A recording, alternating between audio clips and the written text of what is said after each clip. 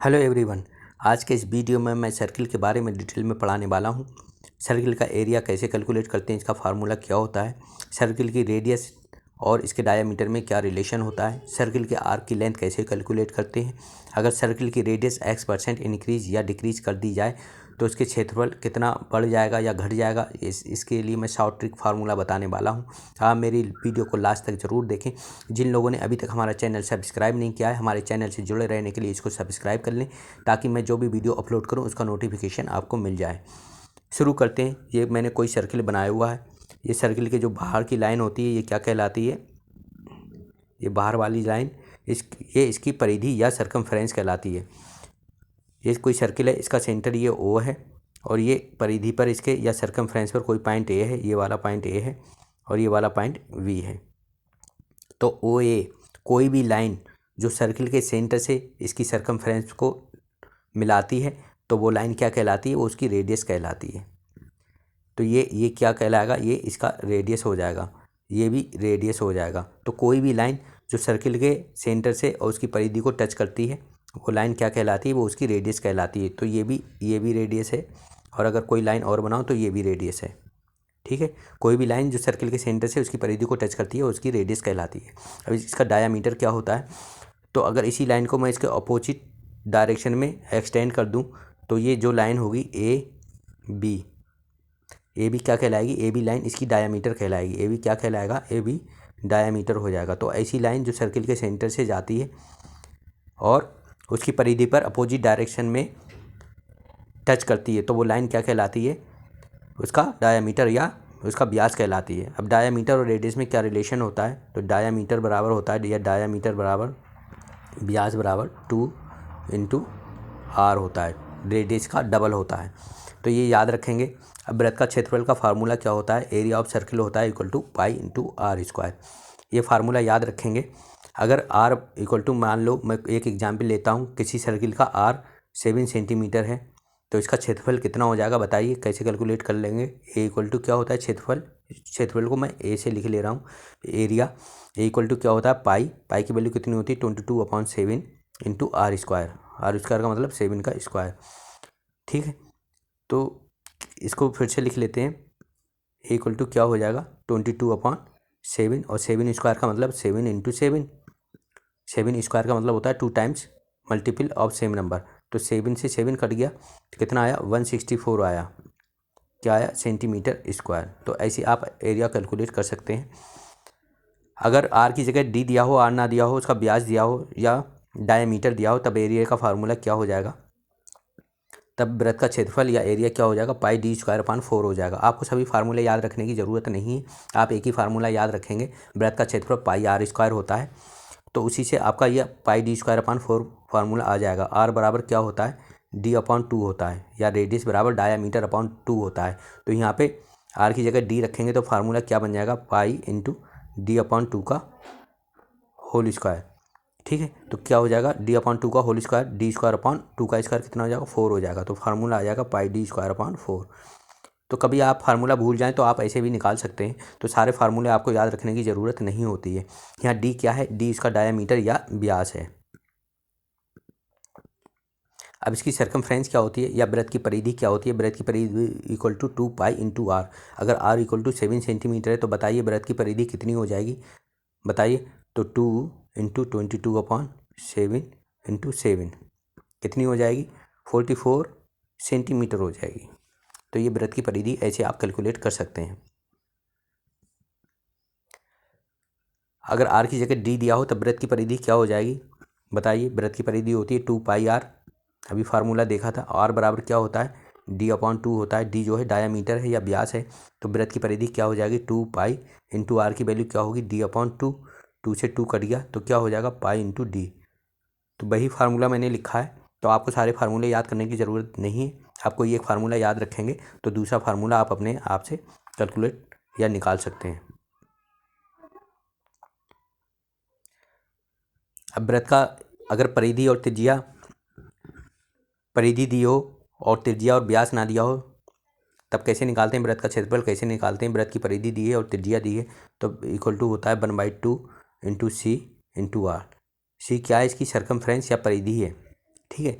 अब हम मान ले अगर फार्मूला हम भूल जाते हैं तब कैसे कैलकुलेट कर देंगे। तो वृत्त का क्षेत्रफल होता है पाई आर स्क्वायर होता है, तो हम ऐसे लिख सकते हैं pi r into r, r square की जगह आर इंटू आर लिख सकते हैं। अब इसको हम क्या लिख सकते हैं, 1/2 इंटू 2πr इंटू आर, ठीक है। 2 से 2 कट जाएगा तो pi r into r, pi r square वही लिखा है मैंने। और 2πr क्या होता है, 2πr सर्कमफ्रेंस होती है, तो इसको हम लिख लेंगे 1/2 इंटू सी इंटू आर, ठीक है। तो फार्मूला यही फार्मूला मैंने लिखा है। तो अगर आपको एक फार्मूला याद रखेंगे और आपको ध्यान रहेगा कि सर्कमफ्रेंस क्या होती है, रेडियस क्या होती है और डायामीटर क्या होता है, तो आप दूसरा फार्मूला उससे निकाल सकते हैं। अब अर्धवृत्त का क्षेत्रफल क्या होता है, अर्धवृत्त का क्षेत्रफल अगर पूरे वृत्त के क्षेत्रफल को हम 2 से डिवाइड कर दें, अर्धवृत्त का मतलब होता है हाफ सर्किल। ये कोई वृत्त है, अगर इसको 2 इक्वल पार्ट में डिवाइड कर लूँ, ये ए पार्ट हो गया और ये बी पार्ट हो गया, तो ए और बी क्या हो गए, आधा वृत्त अर्धवृत्त या हाफ सर्किल हो गए। तो हाफ सर्किल का एरिया क्या हो जाएगा, पूरे सर्किल का एरिया अपॉन 2। तो वही फार्मूला लिखा है मैंने, पाई आर स्क्वायर अपॉन 2। तो आप याद रखेंगे सर्किल का एरिया पाई आर स्क्वायर होता है, तो हाफ सर्किल का निकालना है, हाफ सर्किल का मतलब 2 से डिवाइड करना है, तो पाई आर स्क्वायर अपॉन 2 उसका एरिया हो जाएगा। अब अर्धवृत्त का परिमाप क्या होता है, ये आपको याद रखना है। परिमाप या सर्कमफ्रेंस क्या होती है, तो परिमाप होता क्या है वो मैंने बताया था। ये जो बाउंड्री लाइन होती है उसकी पूरी लेंथ होती है, ठीक है। तो इसका परिमाप, बाउंड्री लाइन एक ही लाइन ये हो गई और दूसरी लाइन ये हो गई, तो इसका परिमाप निकालना है। तो पूरा अगर सर्किल है तो बताइए इसका परिमाप कितना होता है, पूरे सर्किल का 2πr होता है। तो 2πr का मतलब ये पूरी लेंथ होती है, ये वाली पूरी लेंथ 2πr होती है। फिर से बनाता हूँ, जैसे ये कोई सर्किल है तो ये पूरी लेंथ कितनी होती है, ये वाली सर्कमफ्रेंस 2πr होती है। अब मैं इसको 2 इक्वल पार्ट में डिवाइड कर देता हूँ, एक ऊपर एक नीचे, तो ये हाफ लेंथ कितनी हो गई, हाफ लेंथ इसकी पाई आर हो गई, तो पाई आर लिख लिया। और 2r क्या हो गया, 2r ये वाली लेंथ हो गई। तो हाफ सर्किल आपका ये होता है, ऐसे बनता है। तो ये 2r हो गई, ये व्यास है इसका या डायामीटर है, और ये वाली पाई आर हो गई। तो बताइए इसकी सर्कमफ्रेंस कितनी हो जाएगी या परिमाप कितना हो जाएगा, तो पाई आर प्लस 2r। ये फार्मूला याद रखिएगा क्योंकि क्वेश्चन इसी से रिलेटेड आएगा एग्जाम में। अब चाप की लंबाई या लेंथ ऑफ आर्क क्या होती है, ये कोई 2 पॉइंट हैं सर्किल पर, सर्कमफ्रेंस पर ए और बी। तो ये जो लेंथ है ये वाली, इसकी लेंथ निकालनी है। अगर ये एंगल थीटा है, ये सेंटर पर थीटा डिग्री एंगल बना रही है, तो आर की लेंथ क्या हो जाएगी, 2πr इंटू थीटा अपॉन 360। अब बताइए ये फार्मूला निकालेंगे कैसे, क्योंकि हम जानते हैं ये पूरी लेंथ कितनी होती है, ये पूरी लेंथ कितनी होती है बताइए, पूरी लेंथ 2πr होती है। और इससे जो सेंटर पर, इस पूरी लेंथ से जो सेंटर पर एंगल बनना है वो कितना बनना है, क्योंकि ये पूरा राउंड एंगल बनना है, ये कितना है 360 डिग्री। तो 360 डिग्री 2πr के बराबर होता है। तो 1 डिग्री कितने के बराबर हो गया, 2πr अपॉन 360, ठीक है। और थीटा डिग्री है तो थीटा डिग्री किसके इक्वल हो जाएगा, तो इंटू थीटा से मल्टीप्लाई कर देंगे। तो 1 डिग्री बराबर 2πr अपॉन 360 है, तो थीटा डिग्री कितना हो जाएगा, थीटा डिग्री बराबर 2πr into theta upon 360 degree, ये डिग्री में है। तो ये आर की लेंथ या चाप की लंबाई इससे निकल आएगी।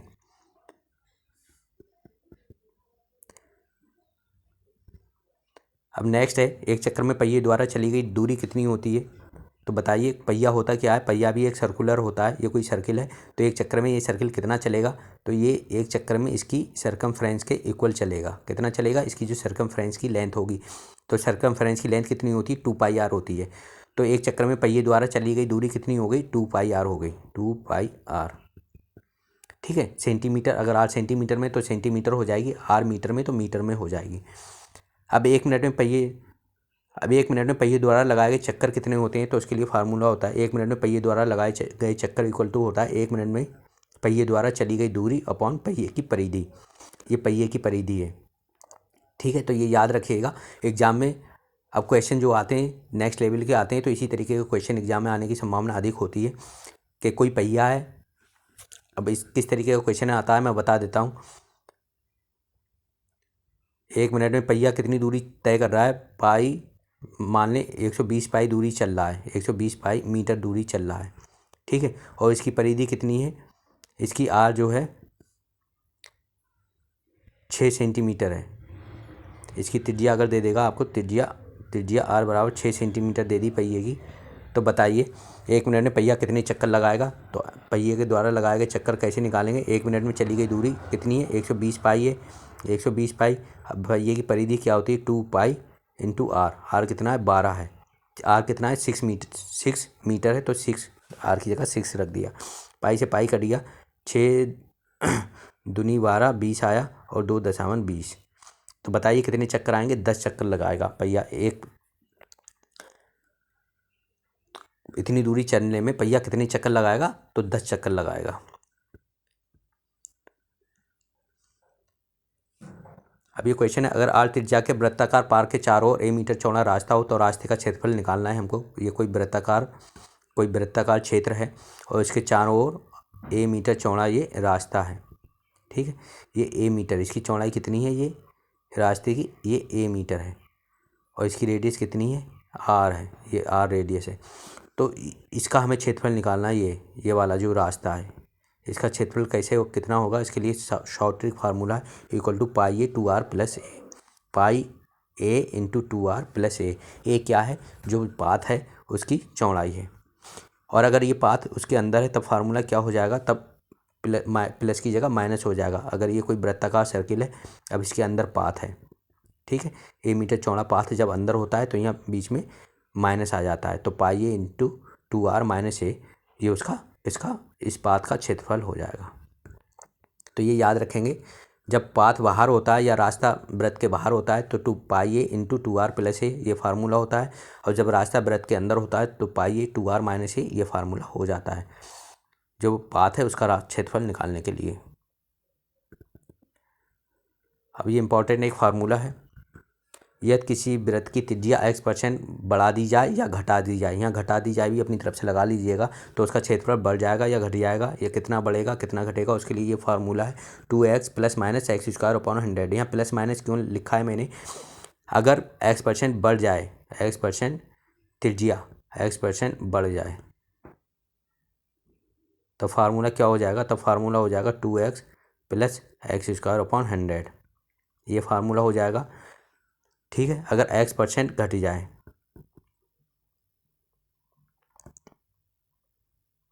तब फार्मूला क्या हो जाएगा, तब फार्मूला हो जाएगा 2x minus x square upon 100, ये उसका क्षेत्रफल हो जाएगा त्रिज्या घटाने के बाद। अगर त्रिज्या किसी वृत्त की त्रिज्या x% घट जाती है तब उसका क्षेत्रफल इतना हो जाएगा। अब किस तरीके का क्वेश्चन आता है, किसी वृत्त की त्रिज्या 10% घटा दी जाती है, ठीक है, तब उसका क्षेत्रफल कितना हो जाएगा, बताइए कितने % कम हो जाएगा। तो x की जगह 10 रख देंगे, तो 2 इंटू 10, क्योंकि घटा रहे हैं, ठीक है, 10% घट रही है तो घटा रहे हैं, तो यहाँ माइनस आएगा, 10 का स्क्वायर 100 अपॉन 100, ठीक, 100 से 100 कट गया, 20 माइनस 1 कितनी होगी, 19%, ठीक है, 19% कम हो जाएगी। तो ये फार्मूला याद रखिएगा। इसी तरह के एग्जाम में क्वेश्चन आएंगे। नेक्स्ट वीडियो में मैं इससे रिलेटेड जो भी क्वेश्चन है उनकी प्रैक्टिस कराऊंगा। आज की वीडियो में सिर्फ इतना ही। Thank you.